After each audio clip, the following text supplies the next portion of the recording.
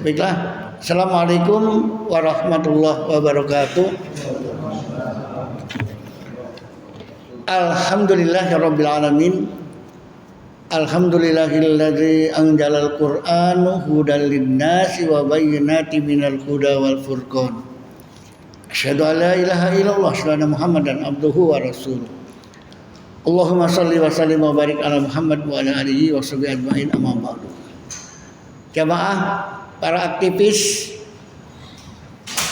seluruh pencinta FUI ya, yang tergabung dalam berbagai macam dari umat Islam yang ada, termasuk hadir pada kesempatan ini pengasuh Majelis Taklim Sunan Gunung Jati Paguyuban, Abah Garamurya, Ustadz Abah Garamurya. Selamat datang, Bah. Baiklah, langsung saja berkaitan dengan tema kemungkaran yang ada di mana saja, termasuk di kota Cirebon. Satu kemungkaran yang telah diizinkan muncul, akhirnya ada juga yang lain. Terus bermunculan kemungkaran-kemungkaran. Tugas kita sebagai pewaris dari Rasulullah, para ulama adalah pewaris dari para nabi, menghimbau, mengajak umat manusia untuk hidup secara islami. A'udzubillahi minasyaitonirrajim. Ya ayyuhalladzina amanu stajibu lillahi walir rasuli idza da'akum lima yuhyikum. Wa'lamu annallaha yaqulu bainal mar'i wa qalbihi wa annahu ilaihi tuhsyarun. Surat ke-8 ayat 24. Hai orang yang beriman, penuhilah seruan Allah dan Rasulnya. Apa seruannya? Ya, yang mengajak Anda semua untuk hidup secara islami.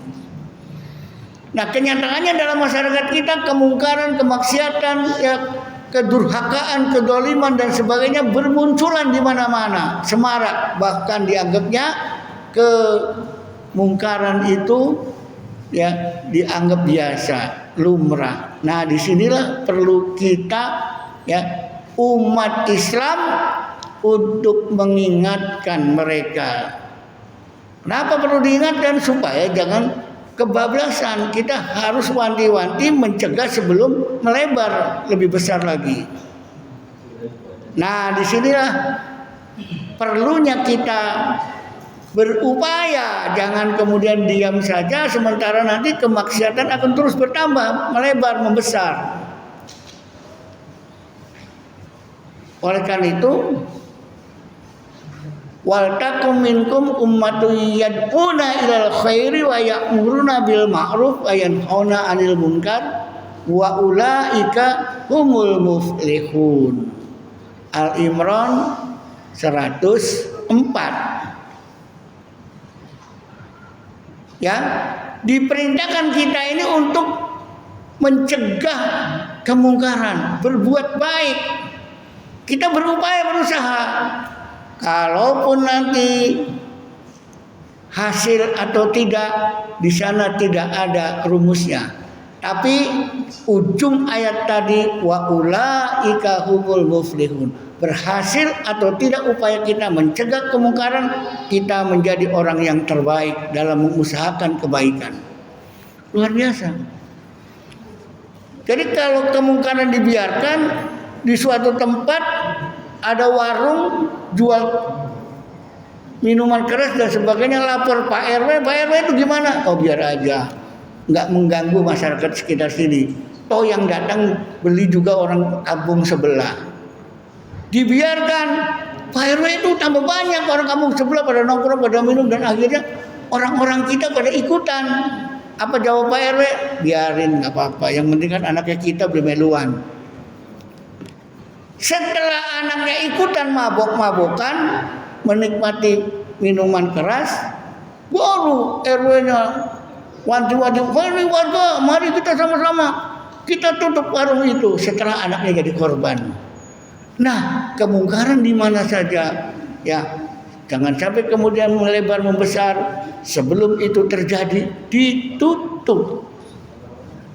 Nah, yang jadi persoalan, ya, kenapa kita umat Islam merasa keberatan adanya kemaksiatan? Apakah kafe-kafe kemudian menjual minuman keras? Kafe-kafe ada kemudian joget-joget, tarian-tarian yang luar biasa, apalagi tempatnya ada LGBT dan sebagainya. Apapun yang tempat itu telah diresmikan dan diizinkan oleh pemimpin aparatur pemerintah setempat, apalagi di situ ada minuman keras, selagi semua apapun izin dan sebagainya, termasuk misalkan membuat perda, peraturan hukum dan seterusnya, kalau tidak sesuai dengan aturan yang berlaku dasar dari konstitusi kita Pancasila dan Undang-Undang Dasar Negara, ya, berarti coret, tidak boleh adanya.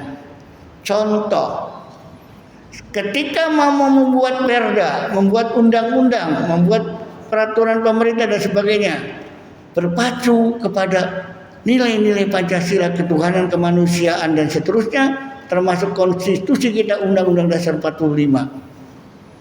Ketika perda minuman keras, kira-kira minuman keras boleh tidak dalam agama? Kan nggak boleh. Kenapa diizinkan ada perda? Berarti perda itu batal, melanggar konstitusi Pancasila, ketuhanan yang Maha Esa, karena perda dibuat itu minuman keras tidak sesuai dengan ajaran agama.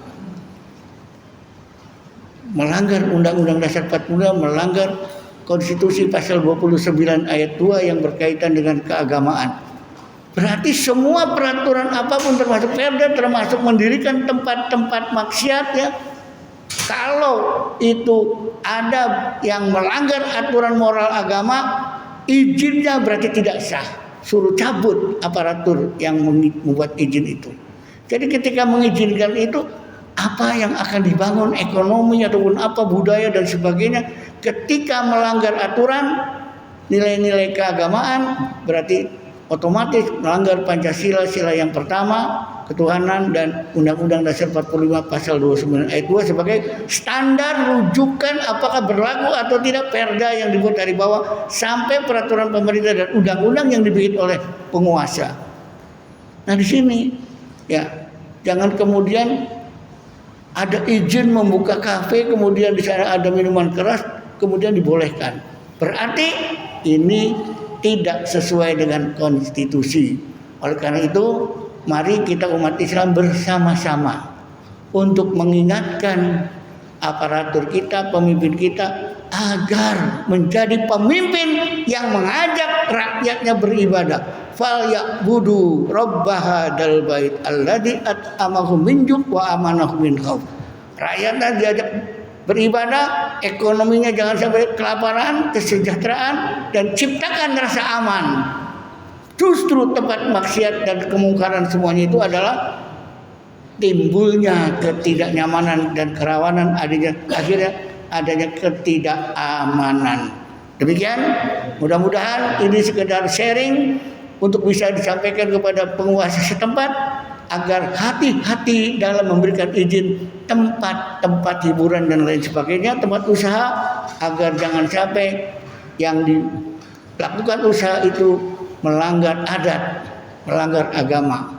Sebab peraturan itu harus lihat adat setempat, bersedi syara, syara bersedi agama. Itulah yang harus dijadikan rujukan berpikir bagaimana membuat satu perda, peraturan dan seterusnya. Demikian, mudah-mudahan, ya, kita bersama dengan aparatur dan pemerintahan setempat untuk bisa kerjasama bagaimana membangun kota Cirebon sesuai dengan wasiat Sunan Gunung Jati, isuk titip tajuk lan fakir miskin. Jaga, ya, masalah keagamaan dan pelihara anak, pelihara orang miskin jangan sampai sengsara, diberikan mereka supaya sejahtera. Kurang lebihnya mohon maaf. Assalamualaikum warahmatullahi wabarakatuh.